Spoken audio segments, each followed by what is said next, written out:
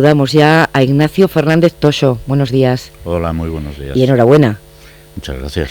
Porque acaba de ser reelegido secretario general de Comisiones Obreras por el congreso que el sindicato celebró la semana pasada.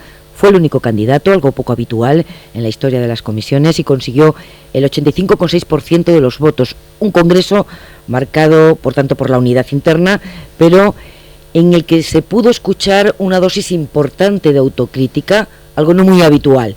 Se planteó la necesidad de hacer un sindicato más cercano a sectores como los jóvenes, por ejemplo, o los pensionistas, un sindicato más transparente, más austero, que explique mejor sus actuaciones y su financiación. De todo eso vamos a hablar, y les recuerdo que si además de escuchar esta entrevista quieren verla, lo pueden hacer en streaming a través de cadenaser.com.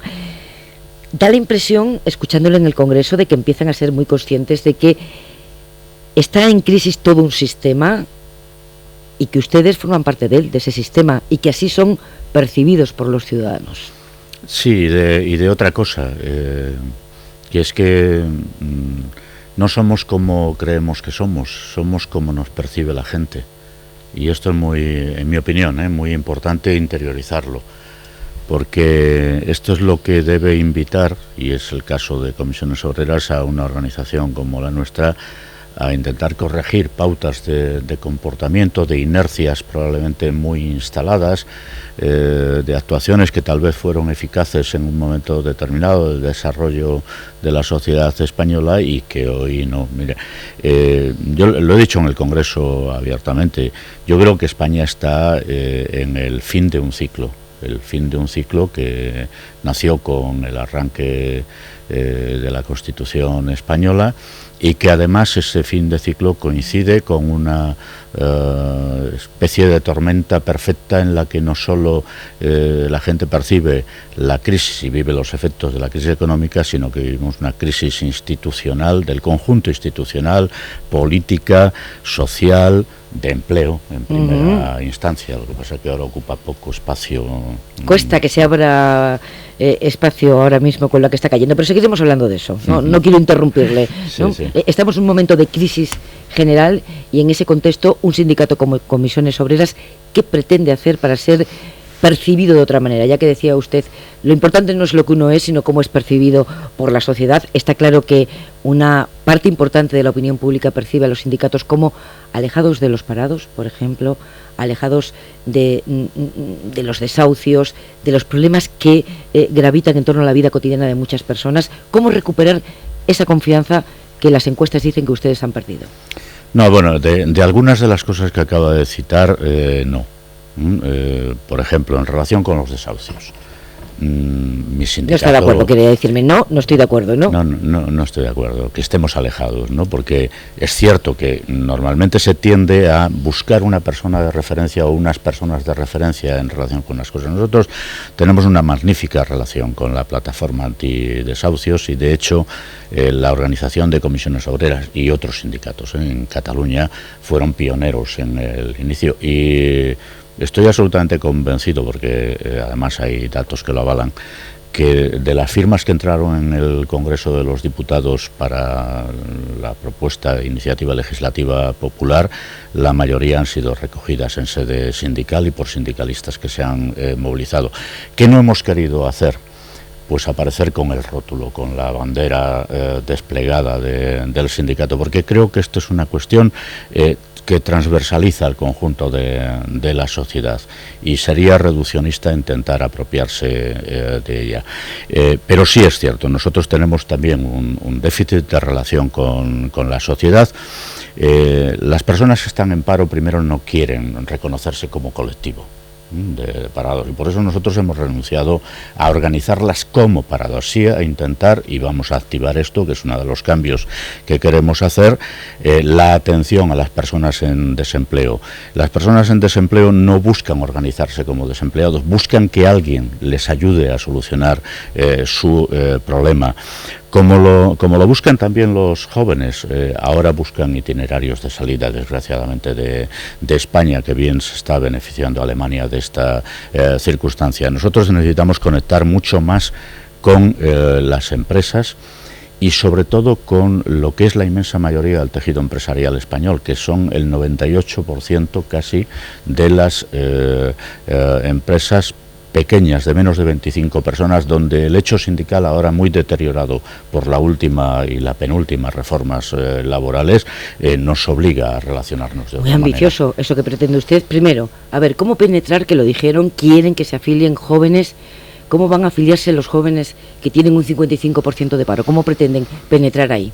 Sí, tomando contacto, como mayoritariamente, por desgracia, no están en el ámbito de trabajo. La inmensa mayoría de quienes están en paro, de esos 55%, no han tenido ni su primer empleo. Hay que conectar desde el momento más temprano posible, ¿no?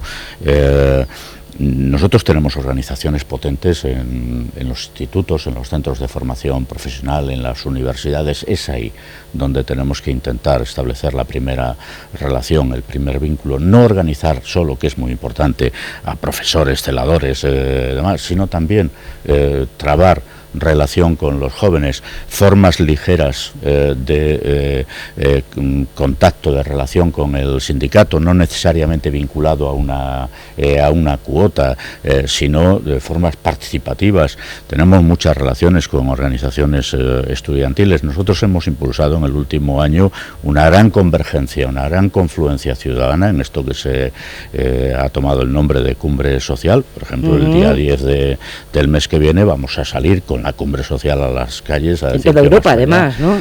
En toda Europa será el día 13. Día 13. En España hemos querido hacerlo un domingo para facilitar la asistencia de la gente, la que tiene empleo y la que no tiene Pero empleo. volvamos a lo que pretende que sea el sindicato del siglo XXI, si yo les entiendo bien. Por un lado, penetrar en la juventud, y por otro, acaba de decir, acercarse a las pequeñas empresas españolas. En el Congreso se escuchó otra autocrítica, el replantearse estar en los consejos de administración de las grandes empresas. Decían que no era eficaz para conocer en realidad lo que se cuece en la empresa y que además tiene un coste de credibilidad para ustedes, o de reputación, creo que dijeron exactamente, sí, la presencia en grandes empresas. ¿Esto cómo lo van a intentar hacer? Bueno, fue una propuesta mía. Mire, yo soy una persona que le da mucho valor a una idea, que es la de la participación sindical en la empresa, ¿no?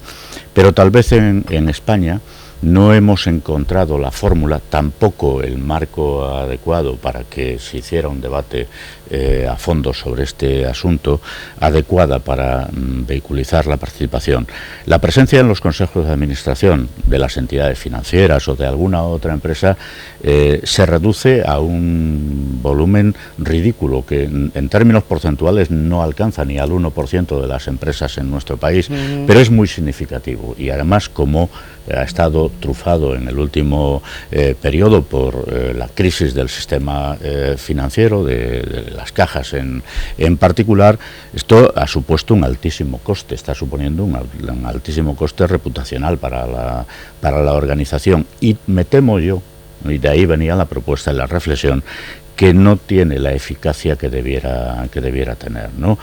Por cómo funcionan, entre otras cosas, los consejos de administración, que en mi opinión, tal y como está configurada la ley en este momento, están cautivos de los equipos de dirección, que son quienes realmente gobiernan la vida de las empresas. Si acaso, si tienen un presidente ejecutivo, es el presidente ejecutivo, y si acaso, ahora es obligado, tienen comisión de retribuciones y comisión de auditoría, son las comisiones de retribuciones y de auditoría quienes tienen más capacidad de control, pero no toda.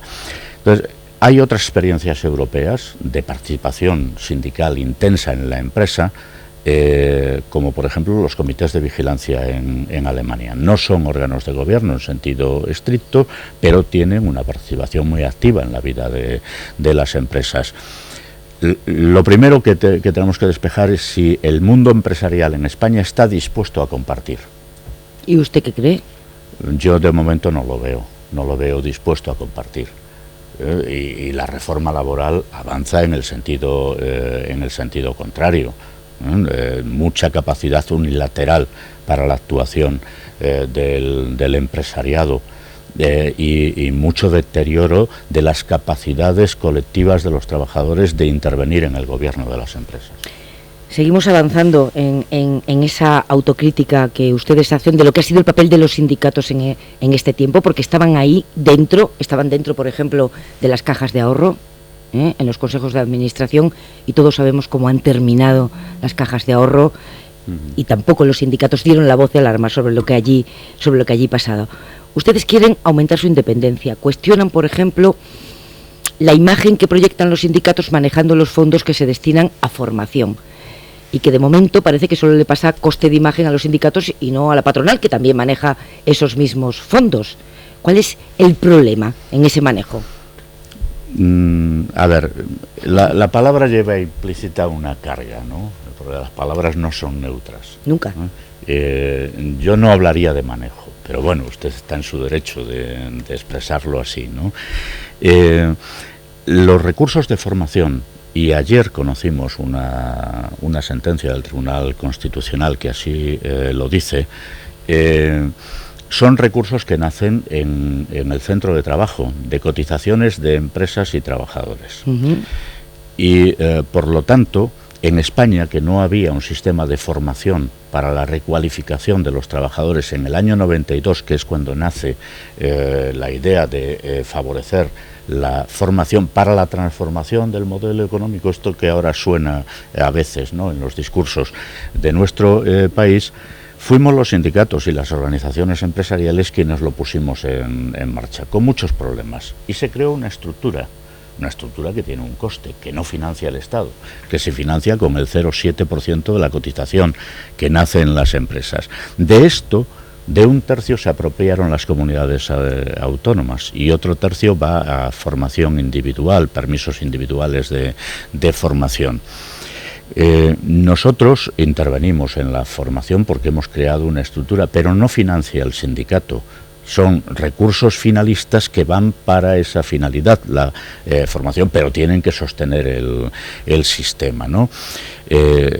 Yo creo que estas y otras cosas que han tenido malísima prensa, y no lo digo por esta casa, por estar en ella, han sido utilizadas por determinado segmento de los medios de comunicación más próximos, diré, al Partido Popular, de forma torticera, para, de alguna manera, invalidar la función de los sindicatos, de paso de las organizaciones empresariales, en un determinado campo. Pero la mejor manera de combatir eso no es la transparencia. Sí, efectivamente. Pero también aquí se han dicho cosas que no son ciertas, porque el uso de estos recursos está sujeto a un doble control. Uno interno, que dirán, pero lo hacen ellos, ¿no? Y otro externo, que es de la intervención general del Estado. No hay curso de formación que no pase por ese control. A veces se caen personas de los cursos y como no cubre el cupo suficiente, pues hay que devolver el conjunto del recurso que se había puesto a disposición, incluso cuando ya se había gastado. Pero es que ahora sucede al revés, es que las administraciones no pagan y tienen una deuda contraída desde el año 2011 con las organizaciones, las instituciones que imparten los cursos. Porque los cursos se siguen impartiendo. Sí, bueno, ahora hemos tenido que dejar de hacerlo, porque si se van acumulando para no acumular deudas, más deuda. El sindicato no tiene patrimonio para poder darle soporte.